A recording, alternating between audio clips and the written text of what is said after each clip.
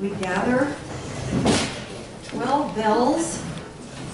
I was thinking going up through this loft gallery, I just learned this theme and why.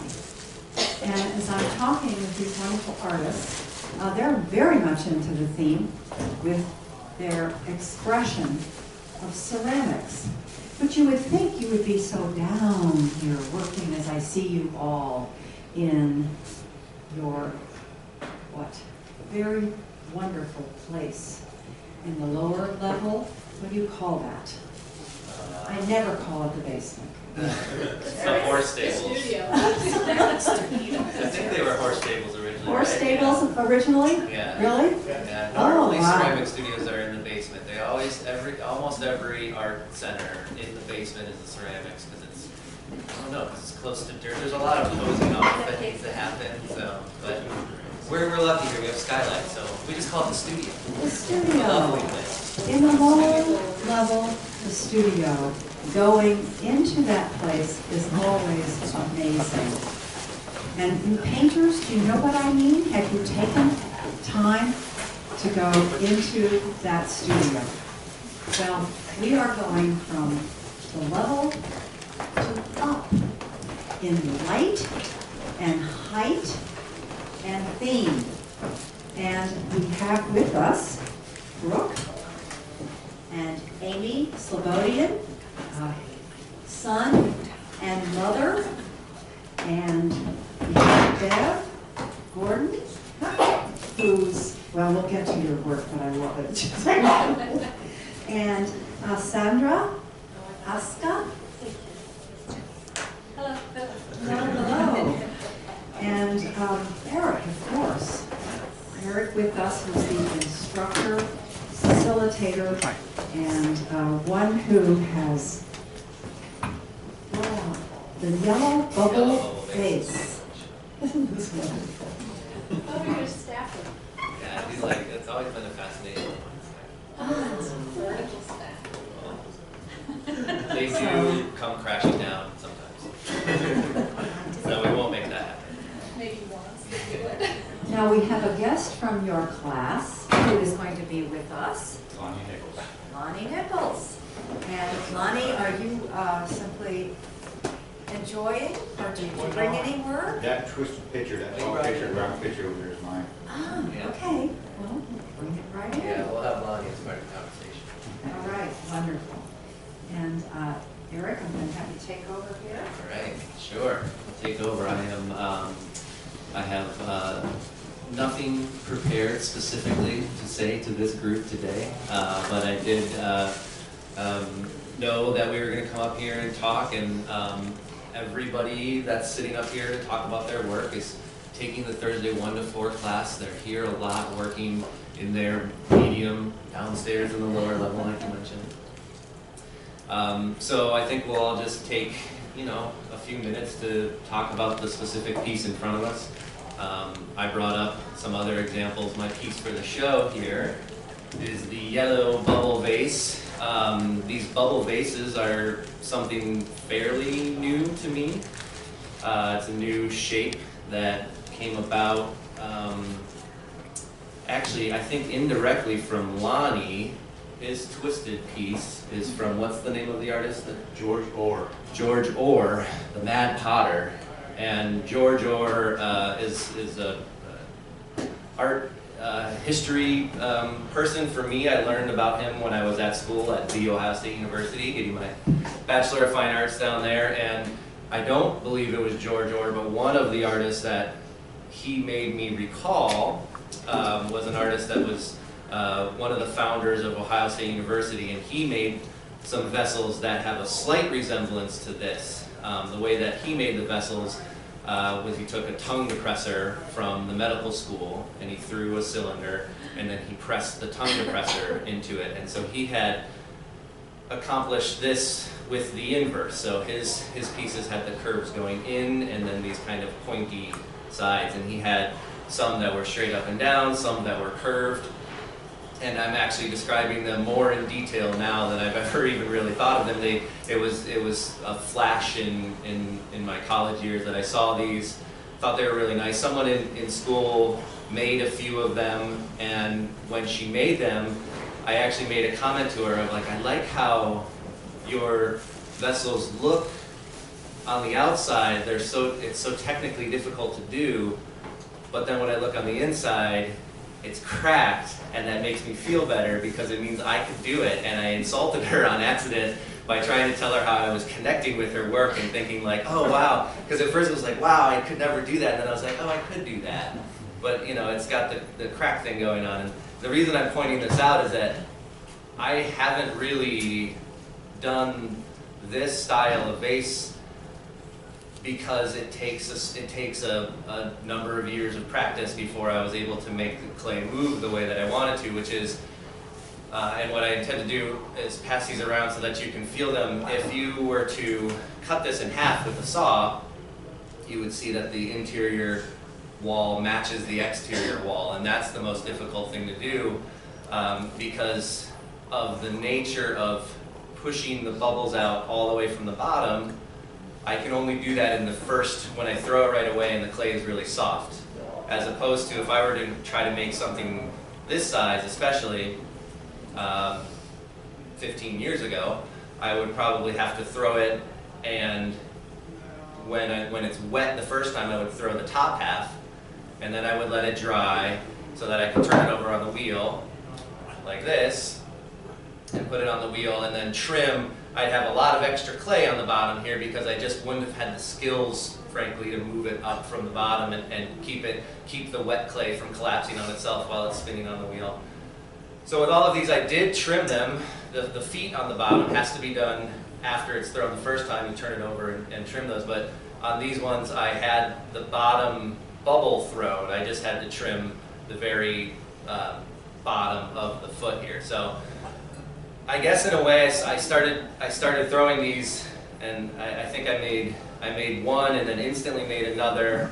I think that first throwing session I made 4 of them, which is pretty unique if I sit down and I don't know what I'm doing. That if I throw one and then I repeat it 3 times, that I just don't have that much time usually, so I jump around a little more than that. And then I put them online, and a lot of people seem to like them. They seem to be tapping into some contemporary design aspect right now. The feedback I'm getting on color is that the white one is the best, so I guess I'm a little interested in that. If you guys are looking at the colors of these and thinking, which ones you like the best, or I've also been interested in what they're reminding people of. When I was throwing them, I mentioned my kids. Of course, my kids are always at the top of my brain. And I started throwing these in the summer when my daughter was in love with monarchs and their chrysalises and turning into butterflies. So I can't help but see a chrysalis with this, but it doesn't actually look like a butterfly chrysalis. But I've heard Dairy Queen scoops. They kind of look like bugs on their side or something. Is there a limit technically to how tall you could make one of those? Yes. For proficiency, I could. This is probably about as tall as I can go. Although I could, if I were lucky this day and pulled it off exactly, I could throw one and stack it on top, and then while they're wet, work on them. But then it's like my arm length, and then we also have the height of the kiln. So there's limits, various ways as to how big they can get.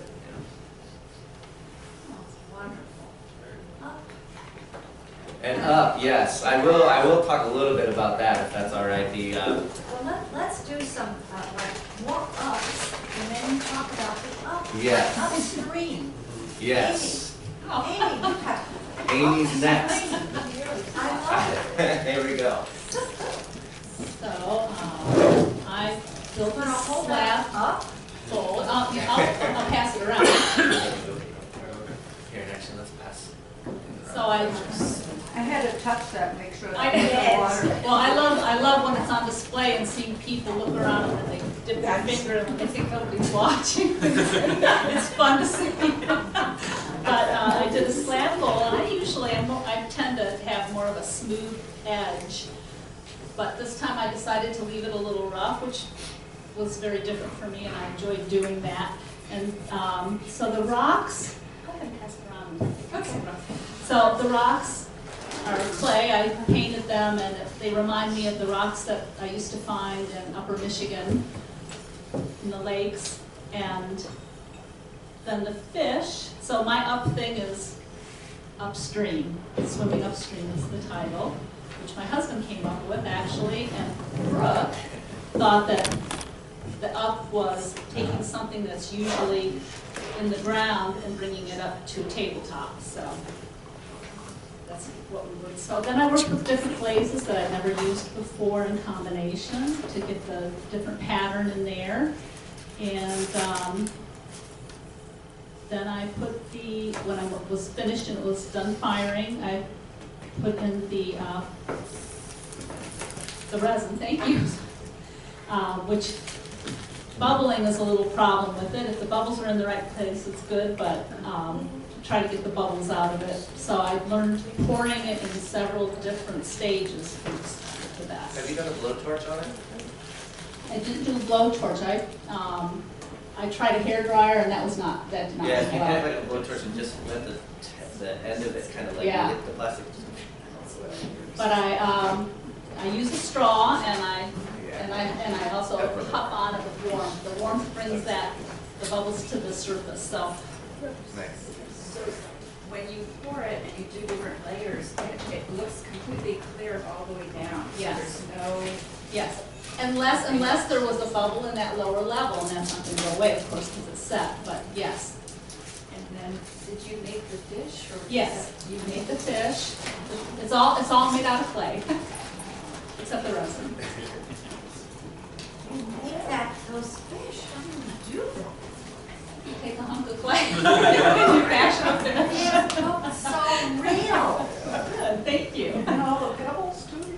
Yes, like I said, I painted them like I see the rocks at Lake Michigan and use them in Lake Superior. There are all the colors and the designs and patterns in the rocks. So Did you have that all laid out before you began working it? I drew it, yes, which I don't usually do. I did draw it out and kind of decided on colors and how I was going to fashion the rocks. But each one comes out differently. And I'm continuing to make those, and I'm going to work on maybe some tide pools from the ocean, the West Coast, Oregon. They have some beautiful tide pools, and East Coast, and see what I come up with. Are you drawing from picture? Pardon me? Like when you say where the tide pools, do you have pictures of tide pools, or are you just kind of sketching out? Like. Yeah, I haven't started on that yet. I've looked at pictures of tide pools, and the ones out west really have some nice color to them, more so than the East Coast. So I'll probably start with that.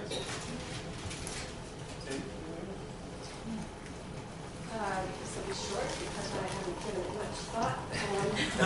That's my line. Borrowed from Eric, who's my able-bodied teacher. This is all clay, it's hollow on the inside. Sandra, do you want to talk into the microphone? Oh, sorry. Ah, Maybe they could hear me across the table.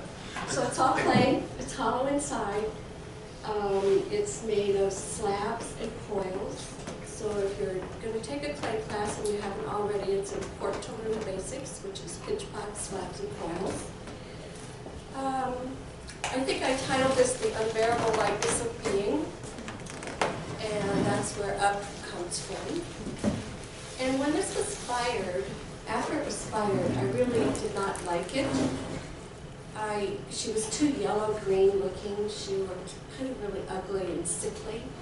So I let it sit around, and I liked the hair aspect and the shirt and the drawing on it, but I didn't like her color. So a few months ago, I was sitting at home at my kitchen table, and I thought, what the heck, I was going to destroy it. So I thought, well, I'll give it one last shot, and I decided to do some painting on it, because originally I was a painter and a photographer. So I painted into the face, and then I painted kind of like a gauzy shirt on her in acrylics. And I think I saved her. So this is what she is. She's kind of heavy to move around, but you have any questions. I do. Could you explain those three terms you mentioned that are basic? The pinch pot, the coil, and the slab. I know what a pinch pot is, but I don't know what the other two are. Coils are where you take a long thing of clay and roll them out and make coils. They're very long, they're round, and you can put them in a circle and mash them together and build up. Native Americans built all their pots out of those.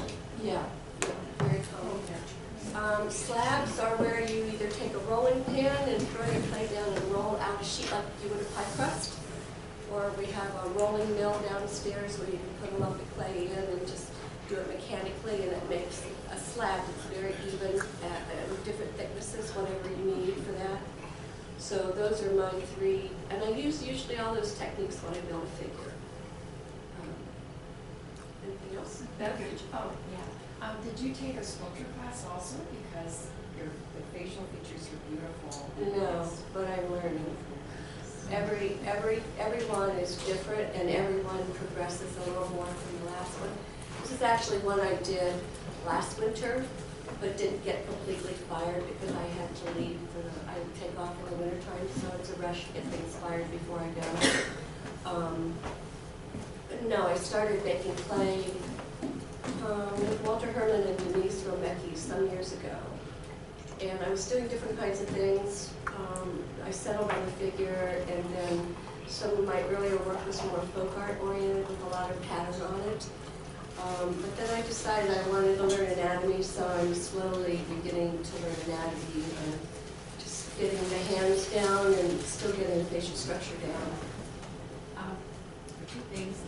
The nose and different parts of the body, do they ever come off when they're fired? Or is that difficult? I mean, when you have things like that? Those parts don't come off, but I get cracks in other areas, especially, I have a lot of work downstairs now with arms and hands and fingers oftentimes cracked. So it's a matter of bad construction on my part. So it's one of those additional things that I have to learn in terms of working with clay, it's constructing it. Clay is a pretty amazing plastic thing to work with. And so it really teaches you what it needs. And I'm kind of a fast worker, and sometimes I don't pay as much attention to construction as I should. So that's another lesson that I have to learn.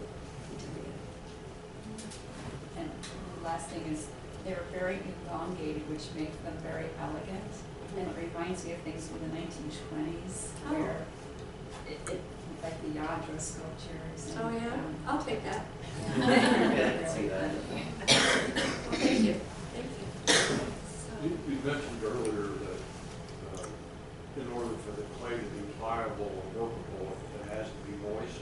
So how much time do you physically have to work with the piece before it gets to a point where I can't do anything more with it, it's too dry? Well, actually, once I get this part built, the body base, I have to let it dry enough so that it carries the weight of the neck and the head.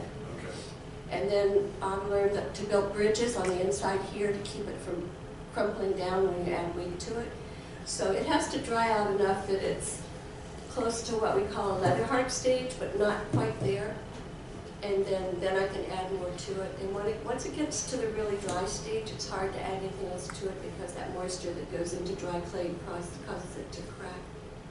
So I had to learn to let it sit for a while before I continue to construct it. I've had to learn patience doing those kinds of things.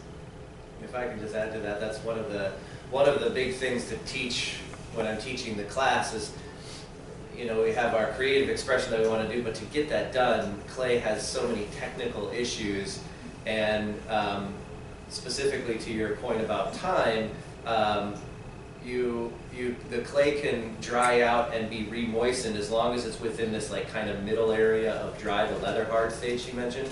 So if it starts to dry out a little bit, you can spray water on it, you can put towels on it that are moist. If it's too wet, you could put a dry towel on it, let it sit for a day and let some of that soak up. So one of the things that we're doing as ceramic artists is always balancing this, where is the moisture content of my clay. Sometimes, oh man, I let it get too dry, and then it's gone. You know, you can make a mistake in dryness and lose an entire piece. So. Do you start with basically a dry material? No, it's very wet. It's very wet, yeah. So clay, the clay we work with right out of the bag is called green or plastic clay, and that's dry clay particles mixed with water, and the water is what allows them to be pushed and pulled and added together, and then as that water evaporates, the dry clay particles actually move and shift because the water is going away. So on a molecular level, the things are all moving. So it becomes an issue when part of your piece is drying and the other piece is not, because this is starting to move and this is not, and then a finger cracks because it's attached here and attached here, and this dried and shrunk, but the rest of the body didn't dry with it. So it's a very finicky material that way. It sends a lot of us running. There's one other thing I'd like to say, and that is I use underglazes in all my work, as opposed to a glaze that Eric has used here. Underglazes are almost like painting with acrylic or oil paint or watercolors. They pretty much fire the way you put them on, whereas Eric can put a glaze on, let's say like the purple one, but it would be white when it's glazed. And when it's fired, it comes out purple. This could have been black when it was glazed, and when it was fired, it came out white. So in regular glazing, which is a high fire, you never exactly know what the glazes are going to look like. On the other hand, with underglazes, you're going to know what your color scheme is going to be when it comes out. It just gets a bit darker and a bit brighter and a bit bolder as it goes through the final firing process. So I like to use them because you know what you get. One more thing, I noticed her body is shiny, but her face is not. How did you make the shiner? Well, when I did the final film firing, glaze firing, I wiped a glossy matte glaze on it, or a glossy glaze on it, and then wiped it off, just to kind of seal it. But when the face and then this white part here, that's acrylic paint, and that's why it's a matte finish. And I didn't go in and put anything on top of the acrylic paint to make it glossy. Anything else? Can you talk about how many times your pieces are fired? Because the underglaze thing, you have layers Okay. as well. So the way I'm firing my pieces now, the very first firing is called the bisque firing. And before the bisque firing, I will put some underglaze on the dry clay. And you can do that pretty easily because underglaze is like a clay body with a colorant in it. And I do that to give myself a basis to add on to. It's like preparing a canvas in a way to add on to after it's been bisque fired. So the bisque fire is the very first firing. And then after bisque fire, you can go back and add more underglaze to it, or you can add stains to it. And you fire it again at the same range that the bisque firing took place, which is what, about 1,300 degrees? 1,600 degrees, so it's a low fire process. And then you can underglaze and refire as many times as you feel like the piece can handle it. But then after the underglaze is settled and you have the effect that you want, then you can add an overglaze to it, which would be like a matte glaze or a glossy clear glaze to enhance the color areas. So I guess my pieces 3 to 4 times they're fired. And then after that, I'm afraid they'll fall apart. So I just stop. Sandra, thank you. That was You're wonderful. welcome. And Rob, tell us about a pathos Okay. and a Juris Award, and what in Greek that means in terms of what, a vessel that holds oil? What it means in it's holding oil. I was looking up different Greek vessels. I'm enamored with vessel shapes from antiquity, all over the place, be they Greek, Roman, Japanese, even. I'm inspired by shapes from all over the globe. And I thought this was an appropriate shape for up, simply because it's pretty up. Think about it. It's thrown on the wheel in one piece. People often ask me if this is made in 2 pieces, because something like a nice wide base and then a narrow neck it's tough to do. It takes a lot of time, like what we were talking about in terms of drying the clay. It takes a long time for that not to just have the top part here just sink right down through the middle of the bottom part. If this bottom part's too wet, those walls just give out and done. So I'm lifting the clay up in that way. This is also done in a technique called raku, where I'm pulling it out of the kiln hot.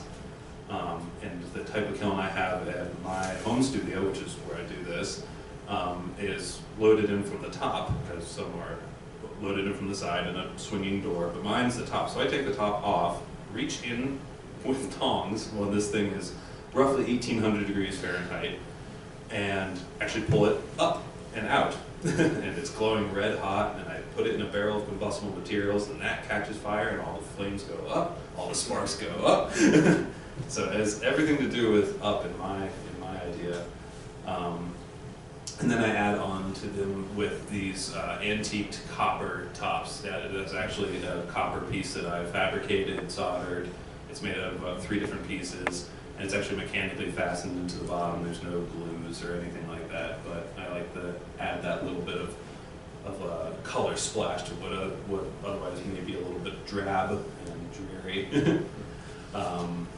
Just because the colorants, of course, are smoke, which is what gives you all these black lines, is that combustible process, and then just this really light iron wash, which gives you this idea of almost like rust or ancient metal. Lonnie actually paid me a great compliment a couple weeks ago when he saw this piece. He goes, "It looks like it was dug up from an archaeological dig." I said, "That's exactly what I'm going for. I want it to look like you unearthed it from a shipwreck or something like that, and it was filled with oil, perhaps still."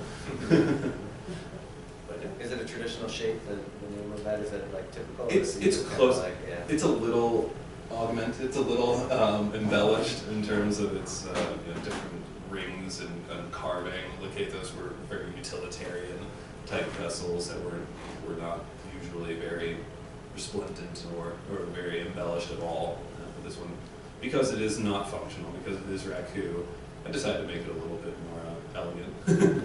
Resplendent. We don't use the word resplendent enough. Can you talk about when you make it wet and trim it? So I was talking about turning the piece over with leather hard and trimming them. Oh, I'm okay. assuming the foot and the middle ring, do you trim that as well? Yeah, so everything is trimmed, again, and playing with the idea of when you can turn a piece over, when you feel like you can trim a piece and it's not going to be too hard or too wet. It's a real guessing game. And this may have taken me over the course of about 4 days, working on a little bit every day and trimming away a little bit and then waiting. You have to wait a little while and then do it again. And I've been throwing pieces more like about this tall now with a very narrow stem in the base, and so it mimics the neck. And actually the stem would be as narrow as the neck, and then these things would come out and up and then flare back out. And those would take me about 2 weeks to make in total. And just working on a little bit every day, carving a little bit, taking it off. And so I've got a few of these going at any given time to, not just have this one thing sit on my wheel for 2 weeks, even though that happens sometimes. And so this piece, of course, since when it's wet, could not possibly support itself on its neck. So I have this thing called a chuck, which I built out of PVC and everything, and out of a big rubber ring. And so it supports it like that on the wheel while it's turning, and so it's holding it up above, and so I can still do a trimmed foot, which I really adore, trimming the foot. I always talk about how I'm more of a clay turner than a thrower. I don't pride myself necessarily on my throwing abilities, but boy howdy, I can trim away clay like a wood turner can. So speaking of turning, yes. How do you get your hand in there to pull the clay out? So once this bottom part is thrown to roughly this shape, it's done. I can't touch it again, because after that I collar this part in and then start heading upwards. And again, this is to the point where I can't even get a finger into that little narrow part. Tools, you put a tool down in there and then use my finger on the outside and pull that up and then just keep narrowing it. It's called collaring. And you narrow it down and over and just hope and pray that doesn't just fall back over. And it does sometimes. So except for the lid, you're saying that's all one piece? Yes, thrown it all in one piece. It looks like from here, like metal or Mhm. something. I'm glad you said that. That's kind of that's the idea. That's the hope, that it looks like rusty metal. What's the term for that? Making clay look Trompe l'oeil. Trompe l'oeil. Trompe l'oeil. L'oeil. Fool the eye. Fool the eye. And it's talked about in ceramics a lot, because a lot of artists are now making things that are made of clay, but are made to look like cardboard or rusty steel or old tea kettles, stuff like that. And I think, I'm not going for that much, but because they are convincing. But I like the idea that this might fool the eye in a way to make it seem like rusty metal or something like that. Any other questions?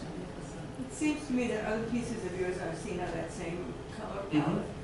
Yeah, yeah. Drawn to that. Yeah, I'm drawn to that, and that's just how the raku process that I do, that's just how they turn out, this kind of veined black on gray or white. That's the type of technique that I use, so they're generally in the same kind of vein. The rusty metal is glazed, or it's fired on it, right? Right. You're putting something on. Right. It's an iron base wash that I put on beforehand. It's actually, though, if we're talking about the firing process, this is bisque fired, which is the first firing, and then I put on that iron wash. It's fired again to the same temperature and let cool, and then the third firing is that raku fire, where it's fired up to 1800 degrees and then pulled out hot, and then put in the combustibles, and then a lot of times put directly into water after only about 30 seconds. You'd think it would explode, and they do, quite often. So what's the ratio of successful pieces to pieces that didn't make it somewhere in the process? Because that sounds really complicated and risky. Because I'm throwing risky forms and then doing an even riskier firing process, it's about half. So is the material salvageable? Nope. It's gone through the bisque firing, so it's not going to ever degrade again. I mean, after millions and millions of years it may, but not anytime soon. So no, it goes down. It goes into the shard pile at my house. In a couple thousand years, archaeologists will dig this up and think it's 1,000 years older than it actually is. All right. Anything else? In the meantime, we have Michael Dion, who's on an archaeological dig. Where is she? Bahamas. In the Bahamas. So someday, Digging up thousands of years, That's awesome. celebration around what we're celebrating now. That is truly beautiful. Go to the Bahamas and dig I up wish. fossils. Don't you can do that. As I bring it forward, I wish I did not have to leave for a presentation I have. Oh yeah, it's time for That I allergies. am sorry. And I'm going to meet you downstairs and you're going to share with me, would you? Oh, Because I love it. my is behind Amy. I'll just go stand. Excuse me. Okay. These are gnome homes. I like to call them gnome homes, and I've been making these for quite a while. Nowhere near this elaborate, but they started off as garden fixtures. All right, so I put them in the garden and maybe put a candle inside. And one year, my son, when he was very little, so you know this was at least a day ago, he and his friends started playing with them, and all of a sudden he had the remember Legos used to come with not Dungeons and Dragons, but knights and such. And I kept seeing a couple of knights would be hanging off the side and sort of doing dive bombs, whatever that was. And I thought, maybe I should really think about making them in a different shape with a lot more detail, because initially they didn't have this detail, and they certainly didn't have shingles, so it was nice and smooth for the Lego guys to sort of slide down and pull out. And I started to make these gnome homes, and they've just evolved over time. I then had the idea, and this is called Beverly Don't Think, but I had the idea, I thought, well, maybe I'd like to put a light on them to make them lamps, because remember, they were outside, so they weren't lamps. They were just little houses. And I decided to make them lamps, and initially I made a couple that were just lamps, and my first one that I made sold, and I always think, God, I shouldn't have sold that. I had it in a show down here, and this was a long time ago. And then I thought, well, just a lamp, but what about if I did a night light? Right? So, so at night, right, when my son was a teenager and he used to try to sneak in the house late, I had lights, right? And I sort of liked that idea, so I've literally been playing in the mud with these ever since, and they become extremely elaborate. And if I can, and I'll try to. Okay, let's see if I can break this right in front of here. In the back, right, where I make, I'm gonna. Okay, okay, yeah. What I try to do is every brick in the chimney, I hand cut and place. So it's one brick at a time, so that the light can come through, the night light can come through. And one of the guys downstairs, he said, "You must have the patience of Job." I said, "No, I'm just sort of anal. I just like doing this little kind of stuff." And you can see, I try to place them, right, so the light will shine through, and sometimes it does better than others. And I also try to, and again, sometimes better than others, I try to texture the windows, so you see there's light coming through the windows, and I mean, I actually really try to make it like a little gnome, right? Would love to, you know, drop by and, you know, spend the night in a hotel here. And then I got really anal and started, I said, well, you know, a house should have shingles, right? I mean, you have shingles on your roof, so I started putting shingles on.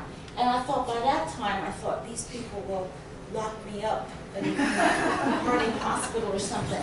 But nevertheless, you know, I love doing this, and it takes an enormous amount of time. So, you know, I've tried to sell a few, and understand that, I don't know if it's this audience, but you can't sell it for what people want to pay. Does that make sense? Right? We get So, it. okay, so as artists, you get that.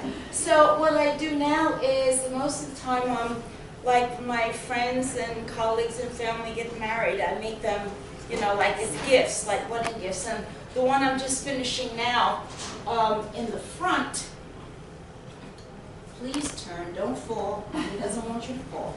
Good, good, good, good. This is what it sounds like when she's building them. Sometimes not nicely. No, because they act up. And some will have porches, because, I mean, you know, you can't just walk out and fall on the ground, so you have to have a porch, you know, to sit on. And up here, for example, in the one I made for a colleague of mine, I've retired from OSU, and she's still there, she's getting married. So what I did was I carved out the last name of their name, it would be a G, right? And I put that there, and I try to put different touches, like I've got a mailbox with their names on it. You know, yeah, get real. I'm telling you, real anal there with all this stuff. And I like playing in the mud, and I like doing these. And this is what do you call this? Finial, right? Well, I just had an idea for a finial for hers. So when I go downstairs, I'm going to try to do a finial, because I've got the little thing for it, but I'm going to make a finial for it with their name on it. And these are just bricks and, you know, stuff just to put on it. But anyway, that's how I do up and play in the mud. If you call that a hobbit home, you could add another $100 to Okay, it. great.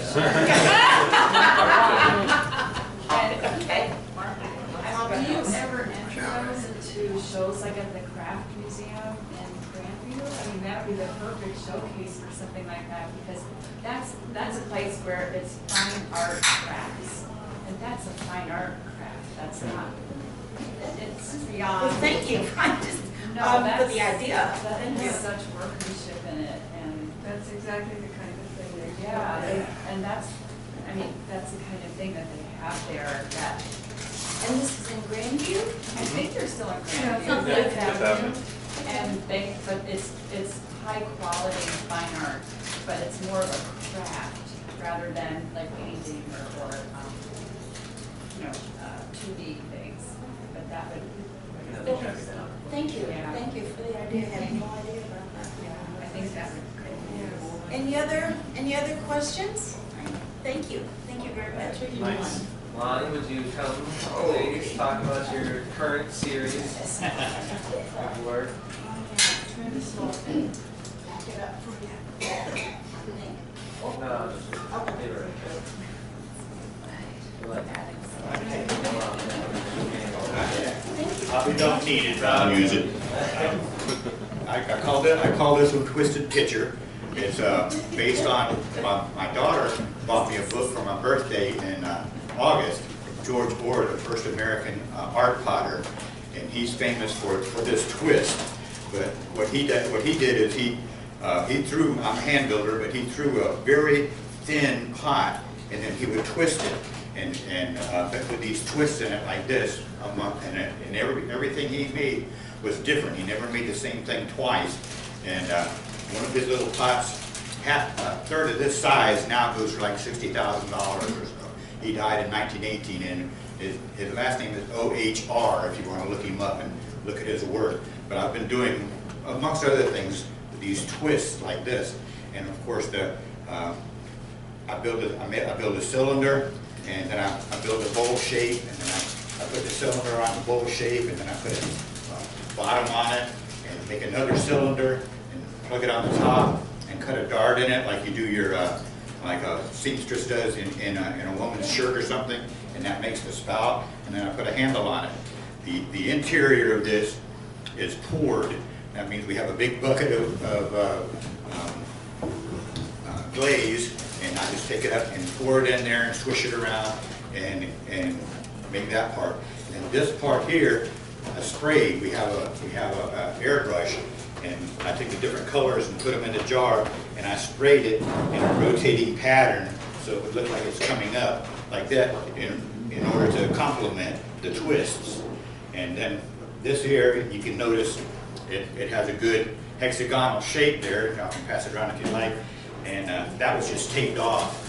And then when I got the tape of it off, I took a little brush and brushed some of the colors on it to give it a different color on the side there. But you won't be calling any of my stuff elegant, but I'm also a painter, and I like the ceramics that I do because I know that there are ceramics that they find is 10,000 years old. So if I can place a piece in somebody's house or somebody's life or family that really like my stuff, it's going to be around a lot longer than my paintings. I paint abstract, and so I'm always into a subconscious mode, and a lot of my ceramics as well as my painting are subconscious, and so they're all different, and you know, like that. So, any questions? Wasn't George Orr like not really respected at his time? No. He was called the Mad Potter of Biloxi, Mississippi, and there's a museum down there right now of him, and Georgia O'Keeffe have a museum down there in southern Mississippi. And how were they related? Or, I mean, no, not at all. They were. No, yeah, there was no. No, not at all. But he had this really long. We call him Mad Potter of Biloxi. He had this really long white mustache, and he would tie it and pin up on his head like this, and he'd walk around, and he'd push this crazy part. Guy after my own heart, you know. And he'd push this being crazy stuff, and he'd make a lot of art pottery that if you look up online or something, you'd see it. But he also made a few things, you know, functional things like pots and bowls and cups and things, and that he'd sell that. But if you ask him for one of his art pieces, he'd charge an exorbitant price because he wanted all of his work to be as a body of work. And so none of it ever got sold until after he died. And a lot of people didn't know about him until after he died, and his brothers and sisters and stuff made a fortune. Huh. But, he was a very interesting potter, I thought. Oh, he also he worked a little bit in New Orleans, and he'd make these coins for the brothels, you know, these and things like that, you know. And so he was an interesting character. That's why I'm gonna be the Mad Potter of Columbus, you see. Mad Potter. It's a little like Salvador Dali Potter. So, did you kind of, Is that done all at one time, or No, is it? what I did was I make the cylinder, and then you put dimples in it. You put dimples in it, like, and then you take and you twist it and push it down at the same time. And then I flipped it over, and I put the dimples in it again, and I twist and push it down like that. And then that made these here. And his was very thin when he did this, but I make real thick, sturdy stuff. I just like it like that, you know. So because I'm not really a delicate person, you see. So I make thick, tough stuff. Did that answer your question as well? yeah. Well, Eric, can I just? Of course, yeah. I forgot to say it, I do most of that on the wheel. I make the pieces on the wheel and then I alter them. So the turrets I make on the wheel, the body I make on the wheel, and then I just do all the carving and that kind of stuff, so. Combination. Yeah. yeah, that sort of adds to, we're a little early here, but my closing thought on this, we've covered, oh, watch out. Money, I'll Sit on the friend. That's it, I'm not delicate. Oh, that would have been exciting. No, it's just, as we opened up, this is just going to be a conversation, and I'm blown away by, I watch these people work in the studio, and but having a chance to hear us all explain, we had 3 hand builders, 3 potters kind of at the table right now, although we all kind of do all things down there. I guess I'm fascinated, maybe there's one last thing that we could mention is what keeps you going on the things, and as you present in this room, you could get the sense that, oh, this is, you only make lamps, or you only make ponds, or you only make this type of vessel, or I do, and that's not true at all, but there are these, it's like, what makes us come back to a body of work? And I guess I'm actually asking because I don't have a really good answer for myself of why, what keeps me going. And sometimes it's something obvious like I could sell it, or it's popular, it makes me not want to do it. So there's like these times where you don't, you work on something and you don't. So maybe I'll ask Amy specifically first about the ponds, because you're making a bunch of these right now, and it seems like you're talking about them in a way that is exciting to you. I'll get right to you. So I wonder if you think about that, maybe after we get this question, you can what's making you make so many of these? Well, the first one I made was just, I had a very shallow bowl, and I thought, what can I do with this? And I thought, well, that might look cool to look down. And then I had to decide whether I just put water in it or I put resin in it. And I did the resin, and it kind of muted everything a little bit, so it looked like it was in water. And I thought, well, I really like that. And so I thought, well, I'm going to try something bigger. And I found when I look into it, calls me, and I thought, I like that. And so the first one got sold, and then I got commissions, and I made those. And that always helps to make more. Yeah. So they said, can you make these? And yes, I can. But sometimes I would not want to give them up. Yeah. And it's like, because I kind of called me to look into them. Yeah. And I really liked that. But I'm ready to go on to something a little different now that I've got. How many for have my you made now? sisters. Probably half a dozen or? Yeah, 6, Yes. 7, 8. Yeah. I have your Maybe. first one. Pardon me? I bought your first one. Oh, did you? Thank Nice. you. Thank you. And it's like, oh, I've been eyeballing Where do you this pour one. the resin? Isn't that really fumey? Isn't it very? It is, and I have a big exhaust fan in my Oh. kitchen, so I turn that on. you do it. Man. There's a studio everywhere. Do You're brave. you have a The creative juices when you're making something. Sometimes, when I'm making stuff, sometimes I'm so focused that sometimes I feel like I'm going mad. Yeah, in a good way, is that what Yeah, keeps you making yeah. more? Yeah. Yeah, do you guys feel the same way? Working with like the Mad Potter, Yeah. this and that, creating stuff? Yeah, it's like a visceral thing. You almost can't quite describe what, because yeah, mad, that sounds like you could be driven crazy, but you drive yourself crazy making these figures that keep cracking over and over again. Like, what keeps you doing that? Why figures, do you think? Learning to not let it crack. The challenge of it. Yeah, figuring it. That's kind of my point. Yeah. If you were to ask me like what drives me, and honestly with the kind of stuff like that, and I do a couple different styles of pottery, and of course these are more sculptural, non-functional, and as we talked about the risk factor, how many come out? Maybe 50%. What drives me is that failure, honestly, because I don't like it when they fail. But I always find that if I make something and it fails and I need to get over that, it's the best way to do that is just to go try to make it better and better and better and better. And even if those fail, it's kind of this forward momentum, at least so you're going somewhere, Yeah. and you're continuing to do your craft. It's I always enjoy the continual learning process. It's a virtue. It's continually learning, and I like it. Yeah. I learn. Yeah, that's big for me. That the clay in general, I'm resigned to the fact that it's going to take me many more years before I have the competency that I'm looking for. You know, I've been practicing for almost 20 years, and I feel like I'm maybe right at halfway where I want to be eventually. So it keeps you coming back. And you know, when you're carving, I never quite know what it's going to look like. Yeah. You know, you go on faith and you just keep it going. And like they say, I talk to it all the time, and sometimes it talks back and says bad things to me. But you just keep going. I mean, it's more, I think for me it's more than visceral. It's sort of like you get into it, and I mean, and you're just there. And there's also the factor of, for me, community. Yeah. I've got a wonderful community of colleagues and other potters, and we really are a family.